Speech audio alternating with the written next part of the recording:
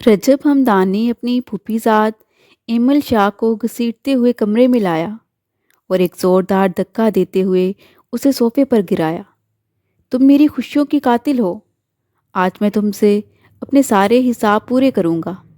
तुम्हें भी मैं वो तकलीफ दूंगा जो तुमने मुझे दी। फिर उसने एक रस्सी लेकर उसके हाथ और पाँव को कसकर बांध दिया। इस खामोश माहौल में सिर्फ एमल शाह की सिसकियों की आवाज़ आ रही थी। रजब हमदानी उसे सिसकते हुए छोड़कर कमरे से बाहर चला गया। वो इस शख्स पर भरोसा करके उसके साथ बाहर नहीं आई थी, बल्कि वो अपने कॉलेज से अपनी सहेलियों के साथ बाहर एक रिसर्च सेंटर आई थी। रजब हमदानी किसी काम के सिलसिले में अपनी जीप पर उधर से गुजर रहा था।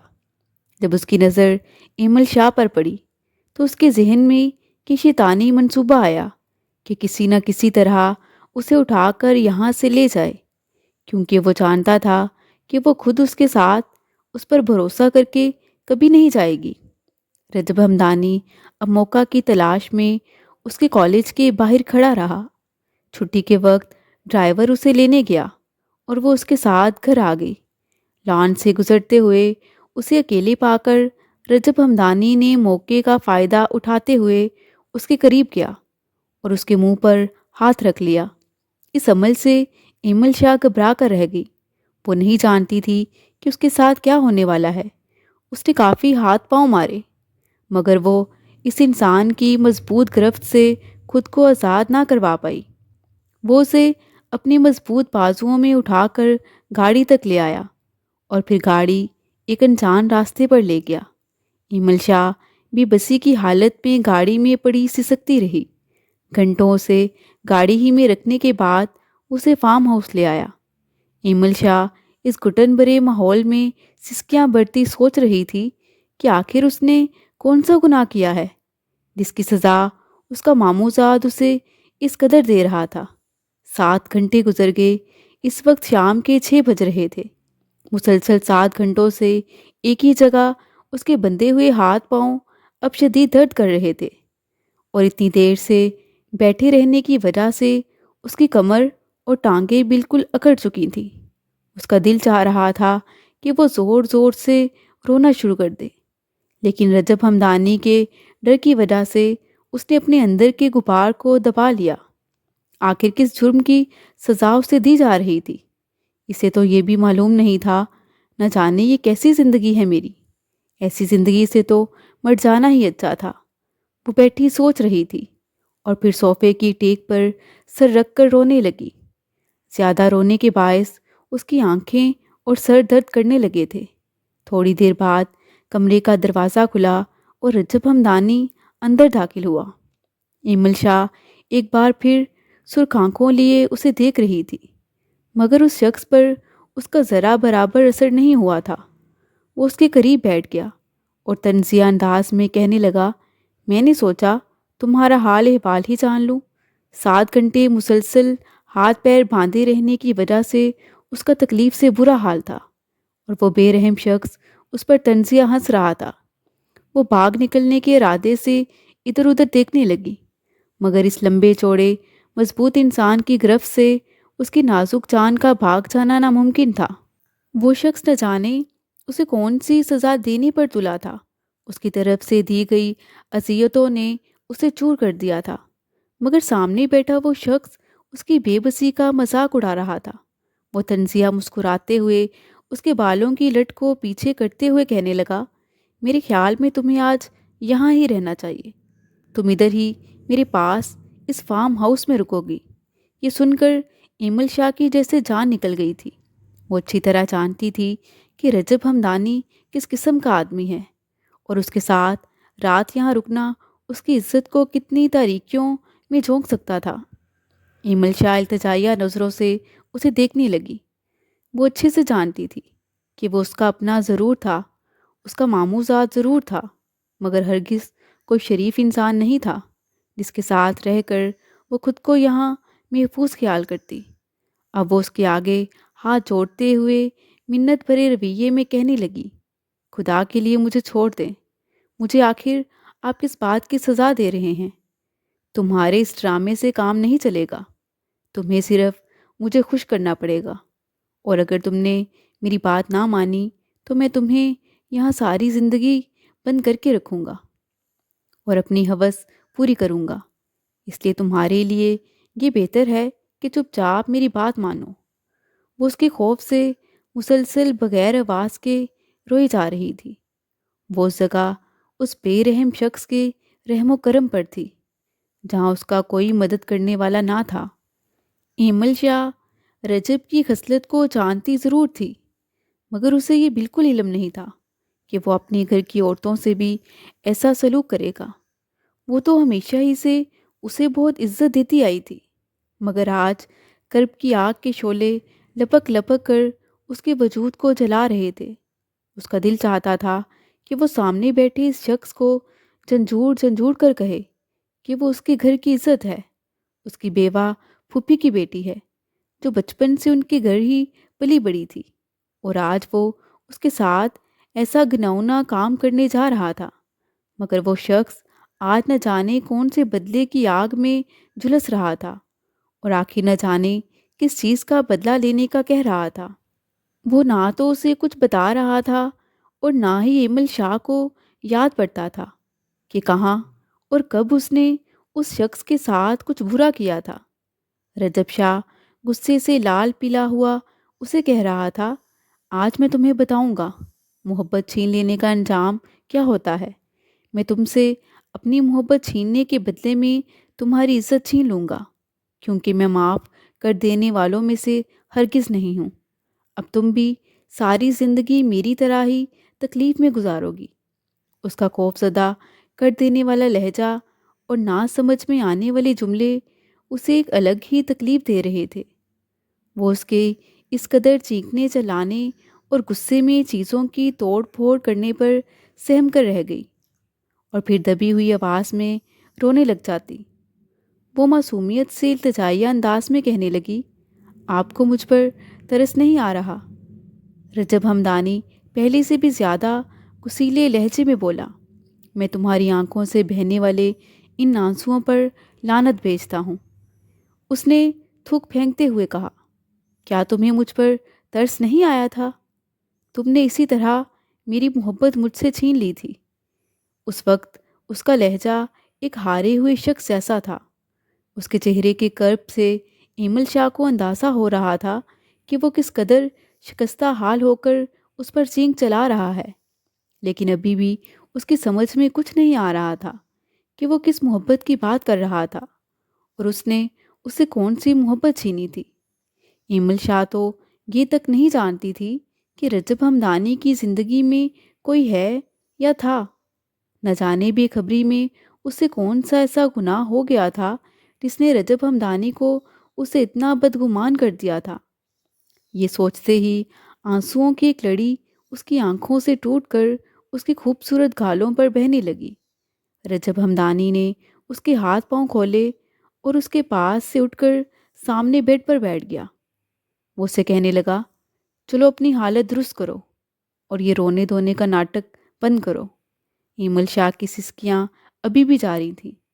رجب شاہ گرجتے ہوئے بھاری بر آواز میں گھرایا، تمہیں سمجھ نہیں آئی میں نے کیا کہا ہے؟ ایمل شاہ خوف سے سہم کر جلدی جلدی اپنے آنسو صاف کرنے لگی، اپنے بالوں کو بھی ٹھیک کرو، تمہارا پورا حلیہ اچھے سے ہو۔ ایمل کو خوف کے مارے جلدی جلدی سے خود کو سیٹ کرتے دیکھ کر وہ مسکرا اٹھا، اب تم لگ رہی ہو نا ایمل شاہ، پہلے تو تم ایک ڈرامے باز رونے سسکنے والی ایکٹریس لگ رہی تھی، اب آئندہ تم مجھے ہر وقت اسی حلیے میں ہی چاہیے۔ مگر آپ نے تو کہا تھا کہ آپ مجھے ایک رات کے بعد چھوڑ دیں گے۔ رجب شاہ اس کے بالوں میں ہاتھ پھیرتے ہوئے کہنے لگا، آئندہ سے مراد ہے آج رات، اور ہاں، اب کسی بھی طرح کا ڈرامہ کرنے کی بجائے مجھے میری مرضی کے مطابق آج رات خوش کرو۔ اور ہاں، یاد رکھنا، اگر اب تم نے کسی قسم کا کوئی رونے دھونے والا ڈرامہ کرنے کی کوشش بھی کی تو میں تمہارے ساتھ وہ کروں گا کہ جو تمہارے وہم و گمان میں بھی نہ ہوگا۔ وہ اس کی باتوں کے کھنجر کے سامنے خاموشی سے بس اس کی بات سنتے ہوئے سر جھکا گئی۔ یہ کہہ کر وہ باہر چلا گیا۔ اس نے اس کے جانے کے بعد ٹیبل پر چڑھ کر روشن دان سے باہر جھانکا، جہاں اسے ایک ملازم لان میں جھاڑو دیتا نظر آیا۔ اس نے سوچا اس سے مدد کی درخواست کروں، شاید یہاں سے نکلنے میں مدد کر دے۔ اس نے ادھر ادھر دیکھا تو اسے رجب ہمدانی کہیں نظر نہ آیا۔ اس نے ہلکے سے اس ملازم کو آواز دی۔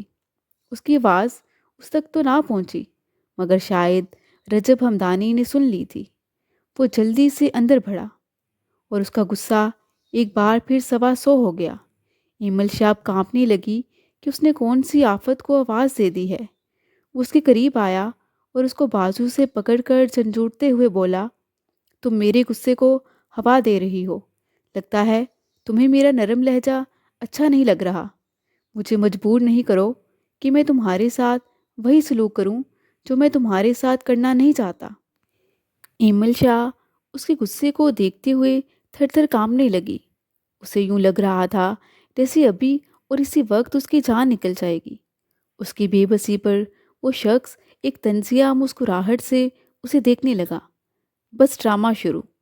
مجھے تم پر ذرا رحم نہیں آ رہا، اور نہ ہی میں نے یہاں کوئی ایسا سوراخ چھوڑا ہے کہ جس سے تم یہاں سے بچ کر باہر چلی جاؤ۔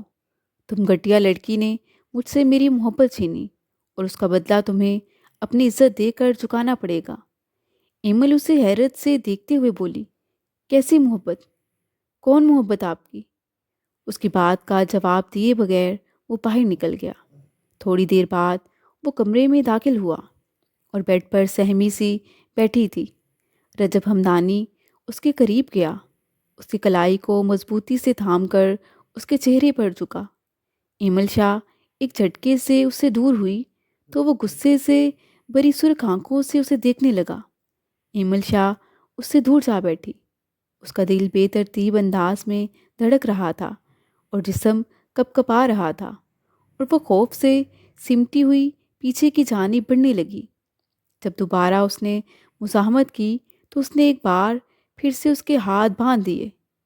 رجب ہمدانی نے اپنی شرٹ کے بٹن کھولے اور ایک بار پھر سے غصے سے بھرا ہوا چہرہ لے کر اس کے چہرے پر جھکا اور اس کے کندھوں کو اپنے مضبوط ہاتھوں سے اس شدت سے دبایا کہ ایمل کی آنکھوں سے اس کی تکلیف واضح ہو رہی تھی۔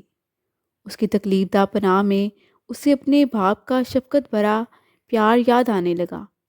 اس نے رجب ہمدانی کو فاتحانہ انداز میں مسکراتے ہوئے دیکھا، جیسے اس کے بدلے کی آگ ٹھنڈی نہیں ہونے والی، بلکہ وہ اتنی گرم ہے کہ وہ سب کچھ جلا کر راکھ کر دینے کی طاقت رکھتی ہے۔ وہ سوچ رہی تھی کہ حویلی میں کوئی بھی اس کی پاک دامنی کا اعتبار نہیں کرے گا۔ رجب ہمدانی کے ساتھ باہر رات گزارنے کے بعد سب اسے ہی دوش دیں گے۔ یہ سوچتے ہی اس نے اللہ سے اپنی عصمت کی حفاظت کی دعا کی کہ کسی معجزے سے مجھے اس ظالم انسان کے شکنجے سے چھڑوا لے، اس امید کے ساتھ کہ خدا سب کو جانتا ہے اور اس کے ساتھ بھی انصاف ضرور کرے گا، اس سے پہلے کہ رجب اس کی عصمت کی دھجیاں اڑاتا، جو اس کی آنکھوں کی نفرت سے صاف ظاہر تھا، کہ دروازے پر دستک ہوئی۔ رجب ہمدانی نے چونک کر دروازے کی طرف دیکھا۔ وہ غصے اور پریشانی کی ملی جلی کیفیت سے سوچنے لگا، نہ جانے کون تھا جو دروازہ اتنی سختی سے بجا رہا تھا۔ رجب ہمدانی نے سائڈ پر پڑی اپنی بندوق اٹھائی اور دروازے کی جانب بڑھنے لگا۔ اس شخص کی سخت گرفت سے رہائی مل جانے پر ایمل شاہ خود کو اپنے دوپٹے میں اچھے سے سمیٹنے لگی۔ ایک دم سے ہی شاہ صاحب کی سخت آواز پر وہ چونک کر رہ گئی، جیسے وہ کسی معجزے کی صورت میں اس کی مدد کے لیے وہاں پہنچ چکے تھے۔ ان کی بھاری بھر آواز اس کے کانوں سے ٹکرا رہی تھی۔ وہ قدم بڑھا کر دروازے کی جانب بڑھنے لگی۔ باہر اس کے ماموں سائیں، جسے سب شاہ صاحب پکارتے تھے، جو کہ دروازے میں ہی کھڑے تھے، وہ ان کو دیکھ کر روتے ہوئے بھاگ کر ان کے سینے سے جا لگی۔ وہ بھی اپنی پیاری بھانجی کو یہاں اس عجیب و غریب حالت میں دیکھ کر ششدر رہ گئے۔ اسے لگ رہا تھا جیسے وہ کوئی خواب دیکھ رہی ہے۔ اس کے ماموں سائیں کی آمد اس کے لیے معجزاتی ہی تو تھی۔ اس کے ماموں سائیں ایک سخت طبیعت کے اور حویلی کے سردار تھے، مگر اس وقت وہ اس کے لیے کسی فرشتے سے کم نہیں تھے۔ رجب شاہ سر جھکائے کھڑا تھا جب بڑے شاہ صاحب اسے زہر آلود نظروں سے گھورتے ہوئے بولے، تمہاری اتنی ہمت ہو گئی کہ تم حویلی کی بیٹیوں پر ہاتھ ڈالو؟ باپ کو سامنے دیکھ کر رجب ہمدانی بھی خوف زدہ تھا۔ وہ تو وہم و گمان میں بھی نہیں سوچ سکتا تھا کہ اس کے بابا جان کو کسی نہ کسی طرح اس معاملے کی بھنک بھی پڑ سکتی ہے۔ رجب ہمدانی باپ سے گڑ گڑا کر کہنے لگا، بابا سائیں، آپ غلط سمجھ رہے ہیں، ایسا بالکل بھی نہیں ہے۔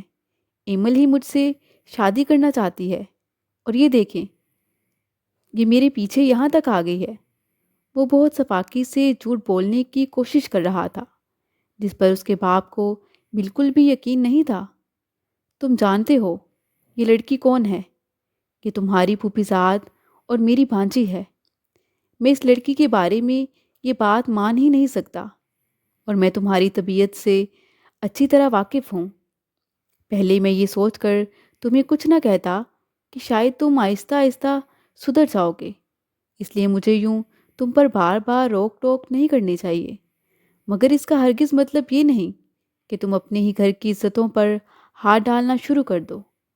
اب وہ اپنے بابا سائیں کے غصے کو دیکھتے ہوئے خاموش ہو گیا تھا، لیکن اسے اپنے بابا سائیں کے سینے سے لگی ہوئی لڑکی زہر سے بھی زیادہ بری لگ رہی تھی۔ اس کا دل چاہتا تھا کہ وہ اسے کھینچ کر ان سے الگ کر دے۔ رجب ہمدانی کے بابا سائیں اس سے کہنے لگے، تمہیں تمہارے جرم کی سزا ضرور ملنی چاہیے۔ تم نے کسی کے ساتھ اتنا بڑا جرم کیا ہے، اب تمہیں ہر حال میں اس کا ازالہ کرنا ہی ہوگا۔ رجب شاہ ہمدانی، تم نے میری بہن کی بیٹی کی عزت پر ہاتھ ڈالا ہے، اب تمہیں ہی اسے اپنا کر اپنی عزت بنانا ہوگا، ورنہ میں تمہیں عمر بھر معاف نہیں کروں گا، اور حویلی میں بھی تمہارے لیے کوئی جگہ نہ ہوگی۔ رجب اچھی طرح جانتا تھا کہ اس کا باپ ہمیشہ سے ہی ہر معاملے میں اولاد کی مرضی جاننے کا قائل ہے، لیکن اب اسے گمان ہو چکا تھا کہ وہ اس کی اس حرکت پر اس پر اپنی مرضی مسلط کرنے والے ہیں۔ بابا سائیں کے الفاظ سن کر جیسے ایمل کے دل پر ایک تیز چھری کی پھوار گر گئی تھی۔ وہ تو سوچ بھی نہیں سکتی تھی کہ وہ اسے اتنی عزت سے نواز دیں گے۔ جو شخص اسے صرف ایک رات کے لیے استعمال کر کے پھینک دینا چاہتا تھا، اور اس شخص سے اسے کوئی دلی وابستگی بھی نہیں تھی، لیکن اب اس سے اس کے نکاح کا فیصلہ ہو چکا تھا، جو بدل نہیں سکتا تھا، کیونکہ بابا سائیں اپنا ایک بار کا کیا ہوا فیصلہ کبھی نہیں بدلتے تھے۔ وہ بس یہی چاہتی تھی کہ اب ضلالت سے بہتر ہے کہ اس کے حق میں کوئی بھی بہتر فیصلہ ہو جائے، کیونکہ اس نے سوچ لیا تھا کہ وہ اپنی عزت پر کوئی بھی داغ برداشت نہیں کرے گی۔ اسے بابا سائیں پر یقین تھا کہ وہ کبھی بھی اس کے ساتھ کسی قسم کی کوئی ناانصافی نہیں ہونے دیں گے۔ وہ تینوں گاڑی میں بیٹھ کر حویلی کی جانب چل دیے۔ ایمل شاہ چادر میں لپٹی پچھلی سیٹ پر خاموش بیٹھی تھی۔ اسے یوں بیٹھے ہوئے دیکھ کر رجب شاہ کو اس پر ٹوٹ کر غصہ آ رہا تھا۔ وہ ہارنا نہیں چاہتا تھا، مگر وہ نازک سی لڑکی اس سے بھرانے پر تلی ہوئی تھی۔ حالانکہ یہ سارا کیا دھرا اور پلانز اس شخص کے اپنے تھے، لیکن وہ اس لڑکی کے ساتھ نفرت اور شدید غصے بھرے لہجے میں بیٹھا تھا۔ اس نے پختہ ارادہ کر لیا تھا کہ اگر اس سے نکاح ہو بھی گیا تو وہ اسے ایسی کڑی سزا دے گا کہ وہ ساری زندگی یاد رکھے گی۔ وہ اسے ایک ایک دن اذیت دے گا اور اسے ایسے ہی تڑپائے گا جیسے اس کی وجہ سے وہ تڑپا تھا۔ وہ کھا جانے والی نظروں سے اسے گھور رہا تھا کہ آج اس کی مات ہو چکی تھی، اور آج جو کچھ اس کے ساتھ ہوا تھا یا ہونے والا تھا، صرف اور صرف اسی ڈرامے باز لڑکی کی وجہ سے ہو رہا تھا۔ مگر ایمل شاہ اب خود کو بہت محسوس کر رہی تھی کہ اب اس کے ماموں سائیں اس کے ساتھ تھے۔ رجب ہمدانی نے اس لڑکی سے نکاح سے بچنے کے لیے ایک اور کوشش شروع کی، کیونکہ اس کا دل نہ مانتا تھا کہ وہ اس سے نکاح کرے۔ وہ ڈرتے ہوئے اپنے باپ سے مخاطب ہوتے ہوئے بولا، بابا سائیں، میں نے اس سے نکاح کر لیا ہے۔ میں نے فارم ہاؤس میں ہی پہلے اس سے نکاح کر لیا تھا، اور آپ فکر نہیں کریں، میں اس کے ساتھ اب کچھ بھی غلط نہیں کرنے والا۔ یہ اب میری بیوی ہے۔ باپ سخت لہجے میں اپنے بیٹے کو دیکھتے ہوئے دھاڑا۔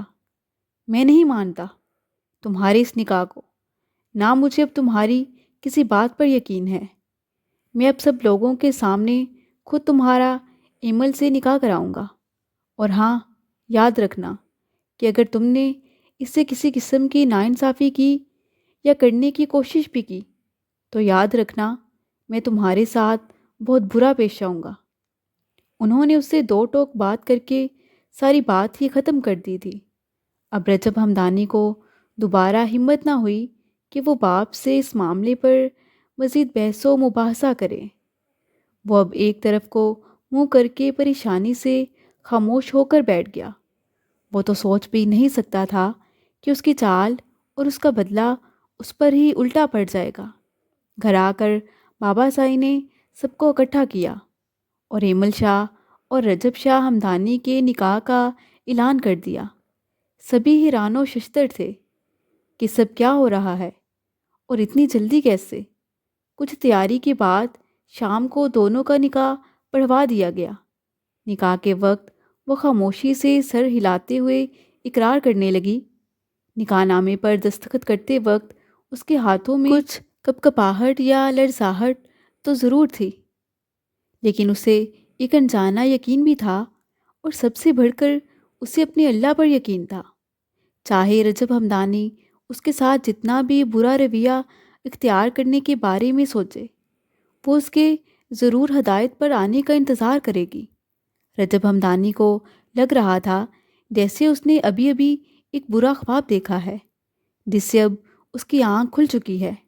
دوسری طرف ایمل شاہ نے بھی اس سے پہلے کبھی نہیں سوچا تھا کہ اس کی شادی رجب ہمدانی سے ہو جائے گی، جسے آج تک اس نے صرف اپنا بڑا بھائی اور ماموزاد ہی سمجھا تھا۔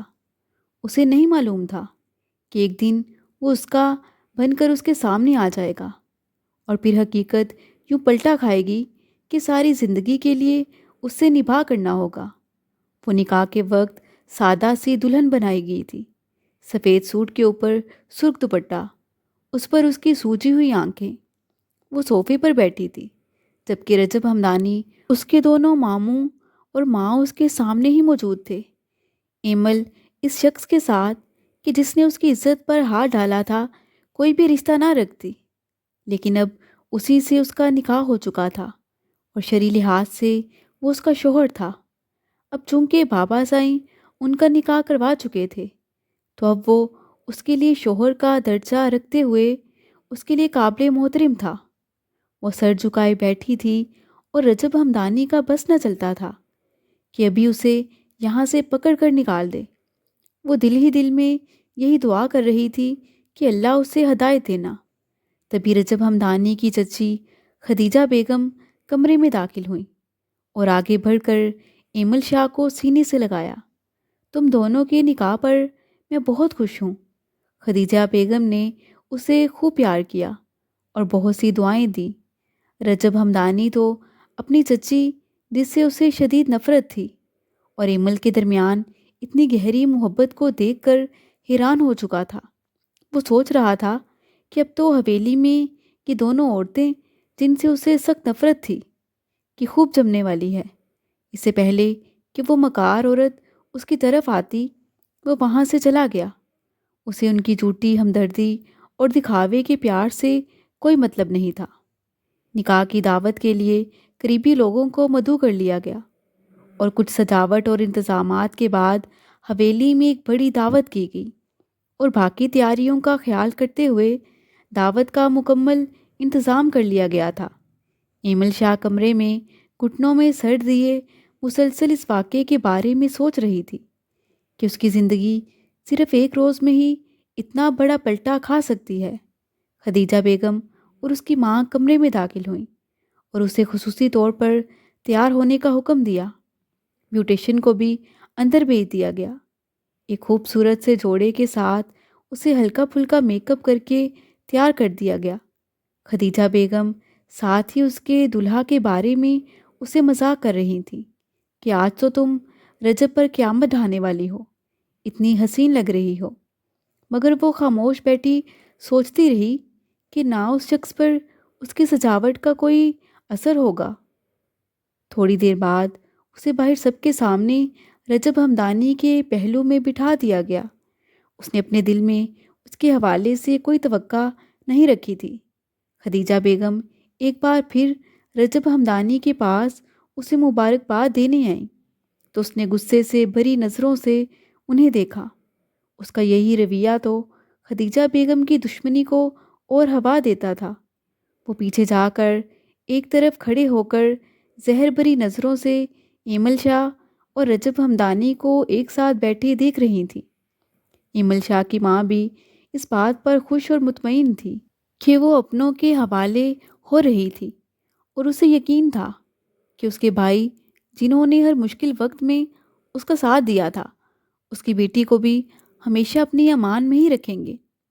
رجب ہمدانی نے ایک نفرت بھری نظر ایمل پر ڈالی، جو مکمل طور پر اس کی دلہن کے طور پر تیار ہوئی بیٹھی تھی۔ وہ تو سوچ بھی نہیں سکتا تھا کہ ایک معصوم سی نظر آنے والی لڑکی اپنے مفاد کی خاطر اتنا گر سکتی ہے۔ تو اسے حاصل کرنے کے لیے اس نے وہ سب کچھ کر دیا۔ وہ نفرت کے انگاروں میں جل رہا تھا۔ وہ اس کے جسم پر ایک گہرا نقش چھوڑنے کا انتظار کر رہا تھا۔ کسی طور اسے اکیلی مل جاتی اور وہ اسے سارے حساب برابر کر لیتا۔ وہ آج اس پر واضح کر دینا چاہتا تھا کہ رجب شاہ ہمدانی سے نکاح کا کیا نتیجہ ہو سکتا ہے۔ رسومات کے بعد ایمل کو کمرے میں لے جایا گیا۔ یہ رجب شاہ ہمدانی کا کمرہ اب اس کا اپنا کمرہ ہی تھا۔ کمرے میں سرخ گلاب کے پھولوں سے کچھ سجاوٹ بھی کر دی گئی تھی تاکہ انہیں احساس نہ ہو کہ ان کا سب سے زیادہ قیمتی دن مصروفیات کی نظر ہو گیا۔ ایمل شاہ کو دو طرفہ پریشانیوں نے گھیر لیا تھا۔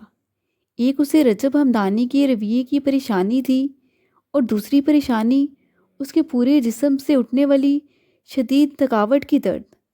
اوپر سے اس نے صبح سے کچھ نہیں کھایا تھا۔ بھوک کا احساس بھی اسے بری طرح جھنجھوڑ رہا تھا۔ جب ملازمہ کمرے میں کھانے کی ٹرے لے کر حاضر ہوئی تو وہ جلدی سے کھانا آگے رکھ کر کھانے لگی۔ جب اس کی بھوک ختم ہو گئی، اس نے پیٹ بھر کر کھانا کھا لیا تو اب اس پر نیند کا غلبہ ہو رہا تھا، کیونکہ نہ تو وہ مکمل دلہن تھی کہ جو اس کے شوہر کی مرضی سے آئی تھی، اور نہ ہی وہ روایتی دلہنوں کی طرح اس کا انتظار کرتے ہوئے بیڈ پر بیٹھنے والی تھی، اور نہ ہی وہ آ کر اس کا گھونگھٹ اٹھانے والا ہے۔ بلکہ وہ اچھی طرح جانتی تھی کہ وہ شخص اس کے بارے میں کیا سوچتا ہے، اور اس کے ساتھ ہی اسے مکمل یقین ہو گیا تھا کہ وہ اسے اپنے لیے انتظار کرتا پا کر سیکھ پا ہو جائے گا۔ اس لیے وہ بیڈ پر لیٹ گئی اور آنکھیں بند کر لیں۔ تھوڑی دیر بعد ہی ایک دم سے اس قدر زور سے دروازہ کھلا کہ وہ اس کے خوف سے سیدھی ہو گئی۔ رجب ہمدانی کو کہیں نہ کہیں یہ اندازہ تھا کہ وہ لڑکی اس کے خوف کی وجہ سے بیڈ پر بیٹھ کر ابھی بھی اس کی منتظر ہوگی، لیکن اس کو حیرانگی ہوئی کہ وہ سونے کے لیے لیٹ چکی تھی۔ ایک نظر اس نے کھانے کی ٹرے پر ڈالی، جس میں واضح نظر آ رہا تھا کہ کھانا کھایا جا چکا ہے۔ وہ اس کی جانب بڑھا اور پھر غصے سے اسے بازوؤں سے پکڑ کر بیڈ سے نیچے اتار دیا۔ اس قسم کے رویے پر ایمل ایک بار پھر حیرت سے اسے دیکھنے لگی۔ وہ غصے سے گرایا، میری نیند برباد کرنے کے بعد تم کس طرح یوں سکون سے سو سکتی ہو؟ میں تمہیں یوں سکون سے سونے نہیں دوں گا، اور میں تمہاری آنے والی ہر پرسکون نیند کو بے سکونی میں بدل کر رکھ دوں گا۔ اس کی گرفت اس کے لہجے سے زیادہ سخت تھی، اور اسے سخت تکلیف ہو رہی تھی، اور یہ سب کچھ سنتے ہی ایمل جنجلا کر رہ گئی۔ آخر یہ میری کون سی سزا تھی جو مجھے مل رہی ہے؟ وہ خوف سے دبی دبی آواز میں بولی۔ مجھے اب تو بتا دیں کہ میں نے کیا کیا ہے۔ آپ مجھے کس چیز کی سزا دینا چاہتے ہیں؟ وہ ایک طنزیہ مسکراہٹ اچھالتا ہوا بولا۔ تم میرے سامنے اتنا معصوم بننے کا ڈرامہ نہ کیا کرو تو بہتر ہے۔ تم نے مجھ سے میری عائشہ کو چھینا ہے۔ چچی جان، جس کے ساتھ مل کر تم نے میری زندگی میں وہ زہر گھول دیا جس کی شدت میں آج تک تڑپ رہا ہوں۔ ایمل حیرانگی سے اسے دیکھ رہی تھی، مگر اسے اب اتنا تو یقین ہو چکا تھا کہ سامنے کھڑا شخص کوئی غیر نہیں بلکہ اس کا محافظ بنا دیا گیا تھا، اور اس نے ارادہ کر لیا تھا کہ وہ اس کے اندر کی تمام کڑواہٹ کو نکال کر اس کی بدگمانی کو دور کر دے گی۔ اس لیے وہ آج یہ سب کچھ واضح طور پر اس سے پوچھ لینا چاہتی تھی۔ آپ پلیز یہ پہیلیاں نہ بجھوائیں، مجھے بتا دیں کہ آپ کیا کہنا چاہتے ہیں۔ وہ اس وقت بے حد غصے میں تھا، لیکن اب وہ اس سے یہ حقیقت جان لینا چاہتی تھی۔ رجب ہمدانی اس کی طرف دیکھ کر چلاتے ہوئے بولا، میں تمہیں کتنا معصوم سمجھ کر تمہاری معصومیت سے دھوکہ کھاتا رہا، تمہیں ہمیشہ اپنی بہن سمجھا اور تمہاری ہر تکلیف کا احساس کیا، مگر تم نے ڈھائن بن کر مجھے حاصل کرنے کی غرض سے بابا سائیں کے سامنے جا کر عائشہ کی ساری حقیقت ان کے سامنے کھول کر رکھ دی۔ اس نے غصے سے ایک جھٹکے سے اسے خود سے دور کیا۔ وہ خوفزدہ ہو کر بولی، کون ہے عائشہ؟ میں تو کسی عائشہ کو نہیں جانتی۔ وہ اسے بے بسی سے دیکھتے ہوئے اس کی بدگمانی کو دور کرنا چاہ رہی تھی، لیکن وہ کچھ بھی سمجھنے کے موڈ میں نہیں تھا۔ اسے یہ احساس کھائے جا رہا تھا کہ آج اس کی 5 سال کی محبت، جو یونیورسٹی میں اس کی کلاس فیلو تھی، کی جگہ وہ مکار ایمل اس کی سیج پر جا بیٹھی تھی۔ یقیناً اس نے میرے بابا سائیں سے یہی کہا ہوگا کہ یہ میری دلہن بننا چاہتی ہے اور میری عائشہ کے ارمانوں پر اپنی سیج سجا کر آج فاتح بن کر معصومیت کا ڈرامہ کر رہی ہے۔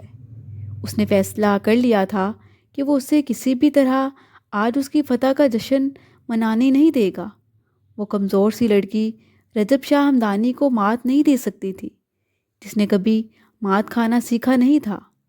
اگر وہ اسے کھیل کر بدلہ نہیں لے پایا تو کوئی بات نہیں، وہ اسے اب اپنی بیوی بنا کر ساری زندگی اسے تکلیف دے گا، ساری زندگی اسے رلائے گا، یہاں تک کہ سود سمیت اس سے اپنی تکلیفوں کا بدلہ لے گا۔ وہ اس کی ٹھوڑی سے اس کے چہرے کو اپنے مضبوط ہاتھ میں پکڑ کر غصے سے کہنے لگا، ایک بات ہمیشہ یاد رکھنا، جو دکھ تم نے مجھے پہنچایا ہے وہ مجھ سے دگنا لوگی۔ جب تم میرے قریب آؤ گی تو تمہیں یہ احساس اندر ہی اندر کھا جائے گا کہ تمہیں مجھ سے میری محبت کو چھین کر مجھے ادھورا نہیں کرنا چاہیے تھا۔ یہ کہتے ہی وہ اس کی جانب مزید بڑھا اور اس کو ایک دھکے سے بیڈ پر پھینکا، اس پر جھک کر اسے بازو سے پکڑ کر اپنے قریب کیا۔ ایمل کے چہرے کے تاثرات اس کے اندر کی آگ کو مزید جھلسا رہے تھے۔ اس کے ہاتھوں کو اپنے ہاتھوں سے سختی سے دباتے وہ اسے تکلیف دے رہا تھا۔ اس کی گردن پر اپنا پرحدت لمس چھوڑتے ہوئے وہ اسے بے سکون کر گیا تھا۔ وہ اب اسے خوب تکلیف دے کر سارے حساب پورے کر دینا چاہتا تھا، لیکن اس سے پہلے کہ وہ مزید اپنی پیش رفت کو بڑھاتا، جب ایک پل کے لیے وہ رکا۔ وہ اسے گفٹ تو دینا بھول گیا تھا۔ وہ تیزی سے قدم بڑھاتا اپنی الماری کی طرف بڑھا۔ وہ اس میں سے ایک ڈریس نکالنے لگا۔ الماری کے ساتھ موجود دروازے میں اسے ایک آہٹ سی سنائی دی۔ کوئی اس کے دروازے کے ساتھ لگا کھڑا تھا۔ اس نے ایک دم سے دروازہ کھولا۔ ایک لمحے میں اسے وہاں سے گزرتا ہوا کوئی سایہ دکھائی دیا۔ وہ جانتا تھا کہ یہ سایہ خدیجہ بیگم کا ہی ہوگا، وہ جو ہر وقت اس کی جاسوسی میں لگی رہتی تھی۔ اس وقت بھی وہ وہاں پر موجود کسی طرح کی کوئی منصوبہ بندی کر رہی تھی۔ دروازے کے پاس کھڑے ہونا یا یہاں سے گزرنا رجب کے ذہن کو بری طرح جھنجھوڑ کر رکھ گیا۔ وہ ان کا پیچھا کرنے کے خیال سے جلدی سے باہر کی جانب لپکا۔ اپنی جان بخشی جانے پر ایمل نے ایک بار پھر سے سکون کا سانس لیا۔ وہ بیڈ پر سے اٹھ کر بیٹھ گئی۔ وہ نہیں جانتی تھی کہ وہ عائشہ کون ہے اور وہ انجانے میں انہیں کس طرح کا نقصان پہنچا چکی ہے۔ اس نے تو عائشہ کا نام بھی صرف رجب ہمدانی کی زبان سے سنا تھا۔ وہ تو یہ بھی نہیں جانتی تھی کہ عائشہ نامی کوئی لڑکی رجب ہمدانی کی زندگی میں ہے بھی یا نہیں۔ اس کی کمر مکمل اکڑ چکی تھی اور سر بھی درد کرنے لگا تھا۔ انہی سوچوں میں گم ایمل کو پتہ ہی نہ چلا کہ وہ کب نیند کی وادیوں میں اترتی چلی گئی۔ خدیجہ بیگم آج اپنی کامیابی پر جشن منا رہی تھی۔ ان کے چہرے کی چمک آج اور بھی بڑھ چکی تھی۔ آج وہ اپنے مقصد میں کامیاب ہو چکی تھی۔ آج بھی وہ منظر ان کی آنکھوں کے سامنے گھوم رہا تھا جب آج سے چند سال پہلے رجب ہمدانی نے انہیں ان کے شوہر کی نظروں میں بری طرح گرا دیا تھا، اور آج انہوں نے اس کا بدلہ سود سمیت واپس لے لیا تھا۔ ان کے چہرے پر ایک فاتحانہ مسکراہٹ تھی۔ اس وقت رجب ہمدانی 13 سال کا تھا جب اس نے اس شام اپنے باپ اور چچا کے پاس آ کر کہا تھا کہ آپ کی غیر موجودگی میں چچی کے پاس کوئی غیر شخص آتا ہے جس سے وہ خوب باتیں کرتی ہیں اور ان کی باتیں کافی بے لحاظ ہوتی ہیں۔ وہ بچہ تھا، اسے نہیں معلوم تھا کہ اس کے چچا کا کیا رد عمل ہوگا۔ اس کے چچا اسے بے یقینی سے دیکھتے رہے، جو اپنی بیگم پر بے حد یقین کرتے تھے، اور اسی یقین کی وجہ سے اسے دوسری بار حویلی میں اپنی بیوی بنا کر لے آئے تھے تاکہ وہ ان کی زندگی کو اپنی محبت سے مکمل کر دے۔ وہ رجب کو ٹیوشن پڑھاتی تھیں اور یوں بھی ان پر یہ ذمہ داری بھی لگائی گئی تھی کہ وہ اس بن ماں کے بچے کا خیال رکھیں، کیونکہ وہ ایک نرس رہ چکی تھیں اور بچپن میں رجب ذرا سی لاپرواہی سے بیمار پڑ جاتا تھا۔ اس لیے اس کے کھانے پینے کا خیال اور ان کی دیکھ بھال پر وہ مامور تھیں، لیکن انہیں اندازہ نہ تھا کہ یہ بچہ ایک دن ان کو سب کی نظروں سے گرا دے گا۔ رجب ہمدانی کے چچا کو بھی اپنے بھتیجے سے بے انتہا محبت تھی۔ وہ آج جو کچھ رجب کے منہ سے سن رہے تھے اس پر یقین کرنا ان کے لیے مشکل تھا، لیکن اسی دم رجب شاہ نے موبائل میں چلتی ہوئی وہ ویڈیو ان کے سامنے کی تو ان کے اوسان خطا ہو گئے۔ جس عورت پر انہوں نے آنکھیں بند کر کے یقین کیا تھا وہ ان کے پیچھے انہی کو دھوکہ دے رہی تھی۔ خدیجہ بیگم نے اپنی قدر و قیمت اسی دن اس گھر میں کھو دی تھی، اور اس رات اس نے عہد کیا کہ جس طرح رجب ہمدانی نے چھوٹے شاہ صاحب کی نظر میں مجھے 2 کوڑی کا کر دیا ہے، بالکل اسی طرح میں تمہارے باپ کی نظروں میں گرا کر تمہیں ایسی سزا دوں گی کہ تم ساری زندگی احساس کمتری کا شکار ہوگے۔ وہ کھلے آسمان تلے اپنے خطرناک ارادوں سے فضا میں گھور رہی تھی، اور ان کے پیچھے رجب بھی وہاں آ چکا تھا۔ وہ عورت اسے بچپن سے ہی کافی مشکوک لگتی تھی، وہ جس نے آتے ہی ان کی حویلی پر اپنی حکمرانی شروع کر دی، اس کی بیوہ پھوپھی کے ساتھ اہانت آمیز سلوک رکھتی اور اس کے باپ کو اسے چھیننے کی کوشش کی۔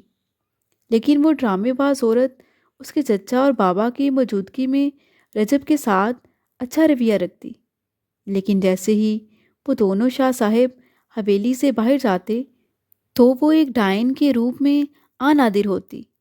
اس صورتحال میں رجب زیادہ تر وقت ایمل کی ماں یعنی اپنی پھپھو کے پاس ہی گزارتا تھا۔ اسے اچھی طرح یاد تھا کہ جب عائشہ اس کی زندگی میں آئی تھی تو اسے یوں محسوس ہوتا تھا جیسے اس کے بغیر اس کی زندگی ادھوری ہے۔ وہ غریب گھرانے کی لڑکی تھی، لیکن پھر بھی اتنی خوبصورت تھی کہ کسی کا بھی دل اپنے قابو میں کر سکتی تھی، اور رجب ہمدانی کو اس سے بے پناہ عشق ہو چکا تھا۔ لیکن اس عورت نے اس کے سارے خوابوں پر پانی پھیرتے ہوئے ایمل کو ساتھ ملایا، اور اس رات ایمل کو اس کے باپ کے کمرے میں بیچ کر عائشہ کا وہ نقشہ کھینچا جس نے اس کے باپ کو اس کی پسند کے حوالے سے بدگمان کر کے رکھ دیا۔ انہیں یہ بتایا گیا کہ وہ ایک طوائف کے عشق میں مبتلا ہے اور اب وہ اس گندگی کو حویلی کی زینت بنانا چاہتا ہے۔ اس نے لاکھ منتیں کی تھیں، لیکن اس کے بابا سائیں اپنی ضد پر اڑ چکے تھے اور کھلے لفظوں میں یہ کہہ دیا تھا کہ اگر تمہیں میرے ساتھ بغاوت کرنی ہے تو یہ حویلی چھوڑ کر اسی کے اڈے پر دفع ہو جاؤ۔ اس کے باپ کی طبیعت اس قدر خراب ہو گئی کہ وہ 3 دن ہسپتال میں رہے۔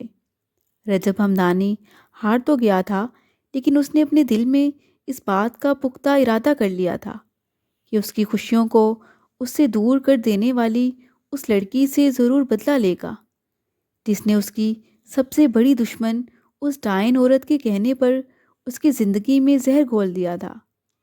عائشہ کا باپ غریب آدمی تھا۔ کچھ ہفتوں کے بعد اس نے بیٹی کا رشتہ اپنے جاننے والے لوگوں میں کر دیا اور اس نے عائشہ کو کھو دیا تھا، جو اس کی محبت تھی۔ اس کے دل میں یہ کسک تھی کہ وہ عائشہ کو پانا چاہتا تھا، لیکن اس کی شادی کے بعد اس نے صبر کیا اور عائشہ سے کبھی رابطے کی کوشش نہ کی کہ وہ صرف اپنی خواہشات کے لیے کسی کی ہستی بستی زندگی میں زہر نہیں گھولنا چاہتا تھا۔ وہ اپنے باپ کی ضد سے خوب واقف تھا۔ اگر انہوں نے کہہ دیا تھا کہ عائشہ جیسی لڑکی ان کی حویلی میں بہو بن کر نہیں آئے گی، تو وہ اپنی بات سے کبھی بھی پیچھے ہٹنے والے نہیں تھے۔ رجب ہمدانی اچھی طرح جانتا تھا کہ اس کی چچی کا مقصد ہی یہی تھا کہ وہ اسے اس کے باپ کی نظروں میں گرا دے، لہٰذا اس نے اپنے باپ کی بات مانتے ہوئے حالات سے سمجھوتا کر لیا۔ لیکن اب جب اس نے ایمل سے نکاح کر لیا تھا تو اس کی چچی کو تو جشن منانا چاہیے تھا کہ اس کی من پسند بہو اس گھر میں آ گئی، لیکن اس وقت بھی وہ پیچھا کرنے کے لیے وہاں پر موجود کیوں تھی؟ اس سوچ نے رجب ہمدانی کے غصے میں اور اضافہ کر دیا تھا۔ وہ یہی بات جاننے کے لیے اس کے پیچھے آیا۔ وہ باہر لوہے کی کرسیوں کے درمیان کھڑی کسی سے ملاقات کر رہی تھی۔ اس دوسری عورت کو آج سے پہلے رجب نے یہاں پر نہیں دیکھا تھا۔ نیلے لباس میں موجود سرخ آنکھوں والی وہ عورت دکھنے میں عجیب تھی۔ اس کا لہجہ کافی پرسرار اور پرتجسس تھا۔ وہ خدیجہ بیگم سے کہہ رہی تھیں، میرا خیال ہے کہ تمہارا بدلہ اب پورا ہو چکا ہے، اور مزید اپنے بدلے کے لیے اتنا مت گرو کہ پھر تم سے اٹھنا محال ہو۔ خدیجہ بیگم ایک گہرا قہقہہ لگا کر ہنسی۔ ابھی نہیں، ابھی تو میرے بدلے کا صرف ایک کاری وار ہوا ہے۔ ابھی میں پایہ تکمیل تک نہیں پہنچی۔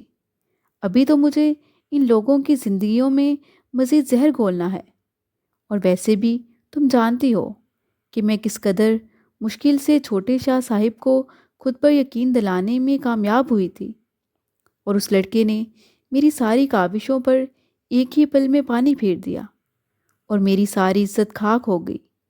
خدیجہ بیگم کا لہجہ کافی وحشت ناک تھا۔ رجب سوچ نہ سکتا تھا کہ یہ عورت اتنا گر سکتی ہے۔ اس کو اندازہ ہو چکا تھا کہ وہ آستین میں پلنے والا ایک ایسا سانپ تھی کہ جو کسی بھی وقت اس حویلی میں کسی کو بھی ڈس سکتا تھا، لیکن آج اس کی ساری اصلیت کو جان لینا اس کے لیے ضروری تھا۔ اسی لیے وہ وہاں کھڑا رہا۔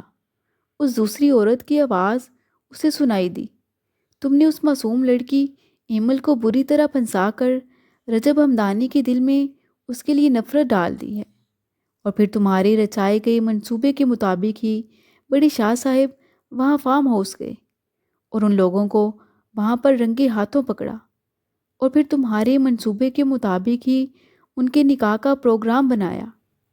دیکھو خدیجہ بیگم، مجھے لگتا ہے کہ اب تمہارا بدلہ پورا ہو چکا ہے۔ اب تمہیں اس معصوم لڑکی کی زندگی میں مزید زہر نہیں گھولنا چاہیے۔ باقی سب تو ٹھیک، لیکن وہ لڑکی معصوم ہے۔ لیکن خدیجہ بیگم اب اس عورت کی کوئی بھی بات سمجھنے کے موڈ میں نہیں تھی۔ مجھے اچھے سے پتا ہے کہ مجھے کیا کرنا ہے۔ مجھے امید نہ تھی کہ آپ یہاں آ کر مجھے یہ لیکچر دیں گی۔ آپ جانتی تو ہیں کہ میں نے سعدیہ بیگم کو کس طرح راستے سے ہٹا کر اپنے لیے راستہ صاف کیا۔ ان کو اچھی طرح یاد تھا جب اس حویلی میں بڑے شاہ صاحب کی بیگم سعدیہ بیگم اور شاہ صاحب کی بہن صوبیہ بیگم کا راج تھا۔ دونوں آپس میں کزنز بھی تھیں اور دونوں میں بہنوں کی سی محبت تھی۔ تب وہ اس گھر میں صرف بطور نرس کام کرتی تھی۔ تب بڑے شاہ صاحب اسے پہلے دن سے ہی بے حد متاثر کرنے لگے تھے، اور اس بات نے اس کے لالچ کو مزید بڑھا دیا تھا کہ وہ یہ بھی اچھی طرح جانتی تھی کہ وہ حویلی کے سب سے بڑے ہیں۔ دوراب شاہ صاحب کے بڑے صاحبزادے تھے، اور ان کے بعد وہی گدی نشین تھے۔ پورے گھر میں ان کی اور ان کی بیگم کی چلتی تھی۔ وہ اپنا ایسا ہی روب و دبدبا چاہتی تھی۔ رجب کی پیدائش کے بعد سعدیہ بیگم کی طبیعت آپریشن میں کچھ پیچیدگیوں کے باعث خراب رہنے لگی تھی۔ بڑے شاہ صاحب نے اسے حویلی میں اسی گھر سے رکھا تھا کہ رجب کو سنبھالنے اور سعدیہ بیگم کا خیال رکھے، مگر یہاں وہ شاہ صاحب کی پرسنالٹی اور سعدیہ بیگم کی حکمرانی سے متاثر ہوئی اور اس نے اندر ہی اندر ان لوگوں سے بغاوت شروع کر دی۔ وہ چاہتی تھی کہ کسی نہ کسی طرح وہ بڑے شاہ صاحب کو اپنی زلف کا اسیر کر لے، پھر وہ ان سے شادی کر لے اور پھر وہ اپنے قدم مضبوطی سے اس حویلی میں جما لے۔ لیکن شاہ صاحب اسے نظر بھر کر دیکھنا بھی گوارا نہیں کرتے تھے۔ آہستہ آہستہ بڑے شاہ صاحب کی سعدیہ بیگم سے وارفتگی دیکھ کر اسے سعدیہ بیگم سے نفرت ہوتی چلی گئی۔ اب وہ چاہتی تھی کہ سعدیہ بیگم اس گھر میں رہے ہی نہ، تبھی وہ شاہ صاحب کی توجہ اپنی جانب مبذول کروا سکتی ہے، اور پھر شاہ صاحب کی زندگی میں صرف اور صرف خدیجہ بیگم کا ہی عمل دخل ہو۔ لہٰذا اس نے انہیں غیر ضروری ادویات استعمال کرانا شروع کر دیے۔ وہ اکثر ان دوائیوں کو ان کی اصل دوائیوں سے رد و بدل کر دیتی۔ سعدیہ بیگم بطور نرس اس پر اعتماد کرتی تھیں۔ وہ تھی بھی زبان کی میٹھی۔ خدیجہ بیگم نے اپنے اس مقصد کے حصول کے لیے اپنی ایک رشتہ دار عورت کو بطور ملازمہ حویلی میں رکھوا دیا اور اس کو بھی اپنے ساتھ ملا لیا، اور یہ وہی عورت تھی جو آج بھی اس کے سامنے تھی، لیکن اب وہ اسے سمجھانے کی کوشش کر رہی تھی۔ لیکن خدیجہ بیگم پر تو آج بھی بدلے کا جنون سوار تھا۔ وہ آج بھی پہلے دن کی طرح سب کچھ جلا کر راکھ کر دینے کا عزم رکھتی تھی۔ جس روز سعدیہ بیگم کی طبیعت خراب ہوئی اور گھر میں صرف وہ اور خدیجہ بیگم تھی، اس نے شاہ صاحب کو اطلاع دی۔ وہ اچھی طرح جانتی تھی کہ انہیں آتے آتے اتنا وقت لگ جائے گا کہ وہ آسانی سے سعدیہ بیگم کو انجام تک پہنچا دے گی۔ خدیجہ بیگم نے بہت ہوشیاری سے ساری ادویات باہر پھینکوا دیں اور سسکتے سسکتے سعدیہ بیگم کا انتقال ہو گیا۔ رجب اس وقت اس سے کافی اٹیچ تھا اور بعد ازاں وہ بطور ہمدردی بھی یہاں پر آتی، یہ کہتے ہوئے کہ اسے رجب کی یاد ستاتی ہے۔ شاہ صاحب کے بھائیوں نے انہیں بیٹے کی خاطر خدیجہ بیگم سے نکاح کرنے کا مشورہ دیا، مگر انہوں نے صاف انکار کر دیا کہ وہ کسی دوسری عورت کو سعدیہ بیگم کی جگہ دے ہی نہیں سکتے۔ بھائیوں کے بہت سمجھانے کے باوجود بھی بڑے شاہ کسی طور نہ مانے۔ خدیجہ بیگم نے اب مایوس ہو کر اپنے جال کا رخ چھوٹے شاہ صاحب کی اور کیا، اور یوں وہ ان کی رجب سے محبت اور ہمدردی سے ان کے دل میں گھر کرنے لگی۔ چھوٹے شاہ صاحب نے اسے بطور بیوی اپنا لیا۔ اس حویلی میں وہ بطور نرس سے ایک دم ہی اتنی اونچی مسند پر بیٹھی تو اس کے کافی پر پرزے نکل آئے، لیکن وہ نیچ حرکتوں سے باز نہ آئی۔ وہ اب بھی رجب کی دیکھ بھال پر مامور تھی۔ رجب جیسے جیسے بڑا ہوتا گیا اسے اس عورت کی چالوں کی کچھ کچھ سمجھ آنے لگی۔ وہ ہر بار یہی سمجھتی تھی کہ وہ چھوٹے شاہ صاحب کو اندھیرے میں رکھ کر جو بھی کرتی رہے کسی کو اس کا کبھی بھی علم نہیں ہوگا، لیکن رجب عام بچوں کی نسبت غیر معمولی ذہین تھا۔ وہ اس کی ہر سرگرمی کو مد نظر رکھتا۔ چھوٹے شاہ صاحب سے شادی کے بعد بھی وہ اپنے دیگر آشناؤں سے رابطہ رکھے ہوئے تھی۔ اس روز بھی اس نے اپنے کسی پرانے آشنا کو حویلی بلایا۔ رجب نے انہیں دیکھ لیا اور وہ سب کچھ اپنے باپ اور چچا کے سامنے بیان کر دیا۔ چھوٹے شاہ صاحب اس عورت کو طلاق دے دینا چاہتے تھے، مگر اس کی منت سماجت کو دیکھتے ہوئے بڑے شاہ صاحب نے اپنے بھائی کو سمجھایا کہ اسے ایک موقع تمہیں دینا چاہیے۔ یوں انہوں نے چاہتے ہوئے بھی بھائی کے سمجھانے پر اسے طلاق تو نہیں دی، مگر وہ اپنا پہلے والا رتبہ کھو چکی تھی۔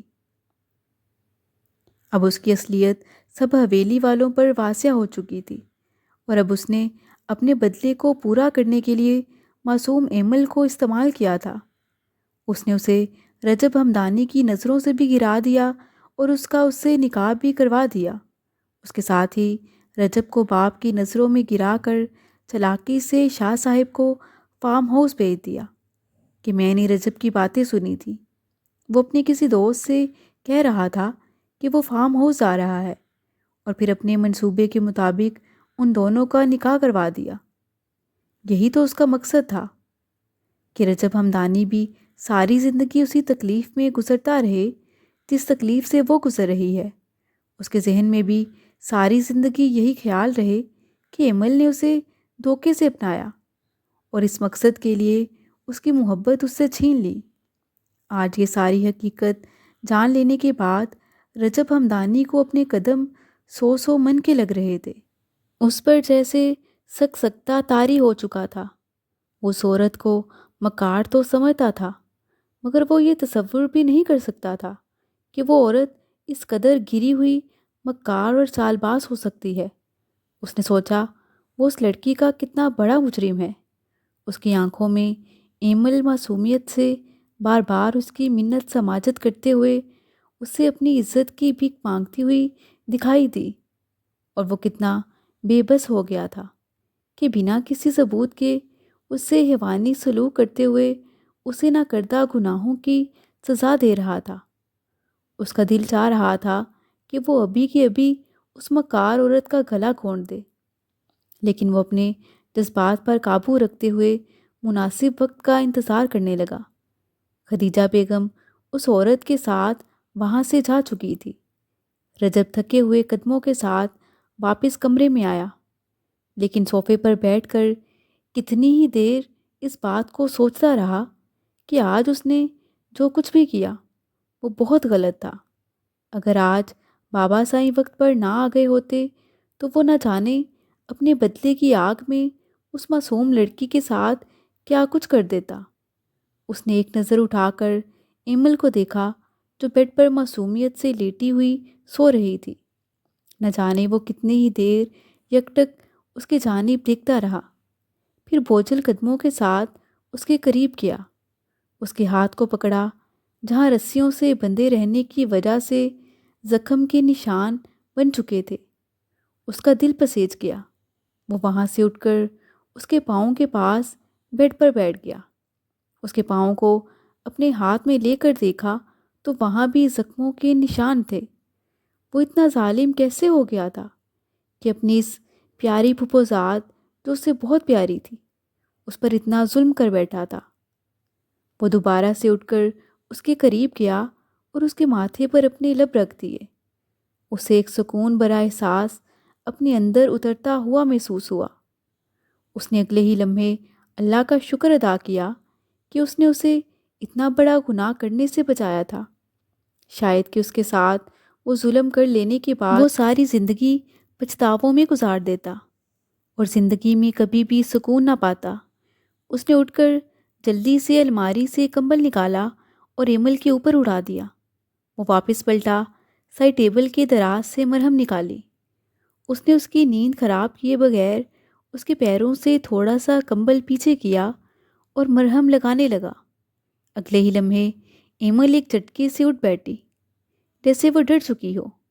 وہ یہ دیکھ کر حیران رہ گئی جیسے اسے اپنی آنکھوں پر یقین نہ آ رہا تھا کہ اس کے سونے سے پہلے جو انسان اس کی جان کا دشمن دکھائی دیتا تھا وہ اب اس کے پیروں پر مرہم لگا رہا تھا۔ اس نے گڑبڑا کر اپنے پاؤں اکٹھے کر لیے۔ وہ اس کی اس حرکت پر مسکرائے بغیر نہ رہ سکا۔ وہ اٹھ کر اس کے پاس جا کر بیٹھ گیا اور ہاتھ جوڑ کر اس سے معافی مانگنے لگا۔ مجھے معاف کر دو ایمل، میں تمہیں نہ کردہ گناہ کی سزا دیتا رہا۔ مجھے اصل حقیقت معلوم ہو چکی ہے، تم قصوروار نہ تھی، پلیز مجھے معاف کر دو۔ مجھے سمجھ نہیں آ رہی کہ میں کس طرح تم سے معافی مانگوں۔ وہ بھرائی ہوئی آواز میں اسے کہہ رہا تھا۔ ایمل تو بس اتنا ہی چاہتی تھی کہ اس کی بدگمانی دور ہو جائے، اور اب جب وہ اس کے سامنے بیٹھا گڑ گڑا کر معافی مانگ رہا تھا تو اس کو اور کیا چاہیے تھا۔ اس نے اپنا ہاتھ بڑھایا اور اس کے ہاتھ میں دے دیا۔ اسے اب یقین ہو چکا تھا کہ ایک ہی دن میں اس کی قسمت نے اتنا زوردار پلٹا کیوں کھایا، اور اسے وہ شخص تھما دیا جس پر اسے امید نہیں تھی کہ وہ اس کا شوہر بنے گا، اور اب وہ ساری زندگی اس کے لیے ایک بہترین محافظ اور سہارا بن چکا تھا۔ اور اس سے بہتر سہارا شاید اسے کوئی مل بھی نہیں سکتا تھا۔ رجب ہمدانی نے ایک بار پھر اس کے ماتھے پر اپنے لب رکھ دیے۔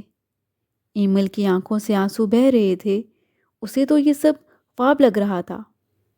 رجب شاہ ہمدانی نے اپنے ہاتھوں سے اس کے آنسو صاف کیے۔ اس کے ان ہاتھوں کو دیکھ کر رجب کی آنکھوں سے آنسو بہہ نکلے تھے، جو اس کی طرف سے دی گئی اذیت کی وجہ سے زخمی ہوئے تھے۔ رجب ہمدانی اٹھ کر اس کے ہاتھوں اور پیروں پر مرہم لگانے لگا۔ ارے یہ آپ کیا کر رہے ہیں؟ میں خود لگا لوں گی، ایمل نے اپنا پاؤں کھینچتے ہوئے کہا۔